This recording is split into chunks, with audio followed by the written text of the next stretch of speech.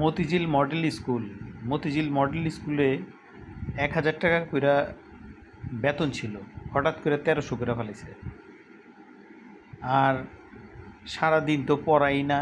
এই যে জানুয়ারি থেকে জানুয়ারি, ফেব্রুয়ারি, মার্চ, এপ্রিল এই ৪ মাসে ১০ দিনও ঠিক মতো ক্লাস হয়নি।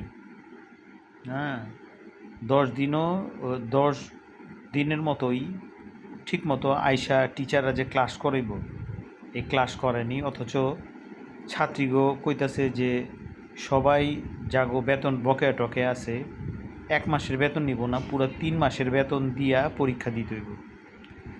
সকল স্কুলে, শুধু মতিঝিল মডেল স্কুল না, সকল স্কুলে যে টিচাররা যে আসে ওরা ফোনে টিকটক দেখে, ফেসবুক দেখে, কেউ পড়ায় না। কেউ ছাত্রীদের ব্ল্যাকবোর্ডে কিছু লেখা যে পড়ায় খুব কম, হাজারে একটা।